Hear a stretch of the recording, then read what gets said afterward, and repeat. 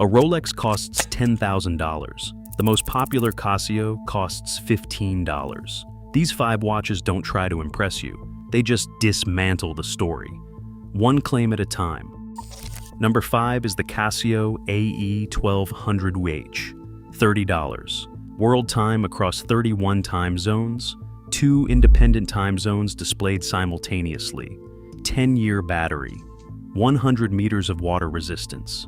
For $30, the AE1200 does things that watches costing 15 times as much do not bother to include. It has a dedicated following among people who treat their gear seriously, travelers, everyday carry enthusiasts, anyone who needs a watch that works across time zones without touching a menu. Large resin case, bold retro display, zero pretension. You put it on and stop thinking about it.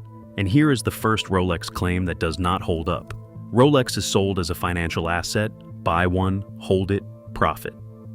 In 2024, the CEO of Rolex himself told Swiss newspaper NZZ that comparing watches to stocks sends the wrong message and is dangerous.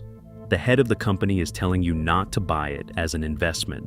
A Rolex GMT-Master II, the equivalent multi-time zone watch, starts at $12,000. The AE1200 displays 2 time zones for $30. Rolex charges 400 times more for the same core function. The complication is not in the watch, it is in the price.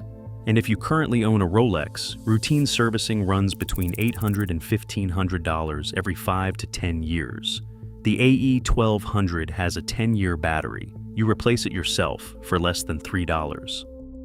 Number 4, $30. A stainless steel case and a metal bracelet with a faceted finish that catches light in a way that reads as considerably more expensive than it is. The A168 went from market stalls in the 90s to fashion editorials in the 20-teens without changing a single component. Designers and musicians who own $1,000 watches have been photographed wearing it, not ironically, as a deliberate choice. 7-year battery, splash-resistant, and accurate to within 30 seconds per month.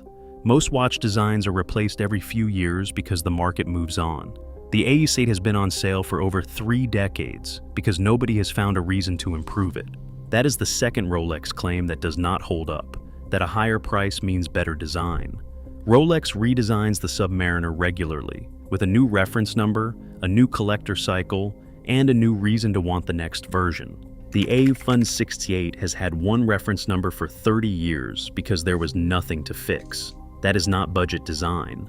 That is correct design. The Rolex waitlist exists because supply is artificially constrained to protect price floors. The A168 has never had a waitlist. You want one, you buy one.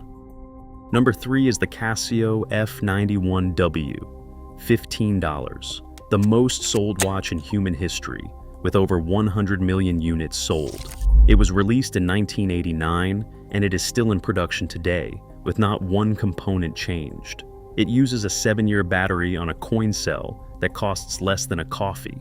It is splash and rain resistant, and it weighs 21 grams on the wrist.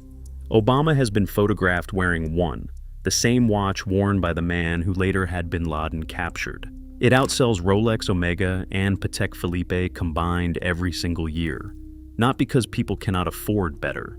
When you remove the marketing and the waiting lists, a $15 watch that does everything a watch needs to do is not a compromise. It is the correct answer. You forget it is there until you need it. But there is one thing almost no one mentions. If you look it up, you will understand why.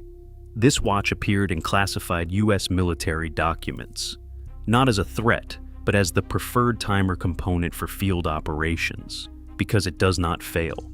That same reliability put it on the wrist of a US president and into the kit of military units on every continent.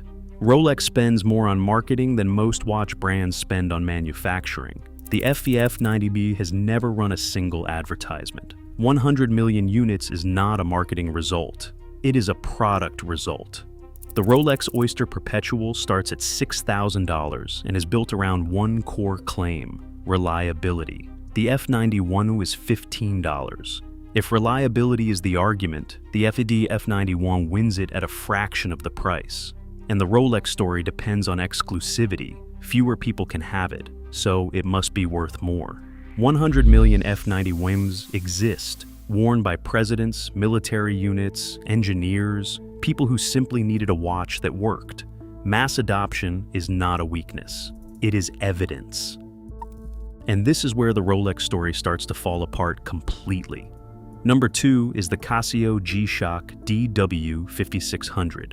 In 1981, Casio engineer Kikuo Ibe bumped into a pedestrian, and his watch, a gift from his father, flew off his wrist and shattered on the pavement. He spent 2 years solving that problem. The answer was a floating module suspended inside a hollow urethane case, completely isolated from impact in every direction.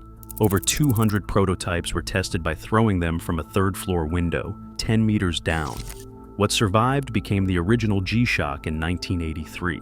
200-meter water resistance, verified shock resistance to a 10-meter drop, backed for over 40 years without revision. 5-year battery, $2 to replace yourself. The US military adopted it. First responders carry it. $55. You stop thinking about your watch completely. Here is the third Rolex claim that does not hold up. Precision. A Rolex Submariner is certified to plus or minus 2 seconds per day, impressive for a mechanical movement, but quartz movements are far less affected by temperature, position, or gravity than mechanical ones. A mainspring depends on all three. The DW5600 is more accurate. A Submariner needs professional servicing every 5 to 10 years at several $100s a visit.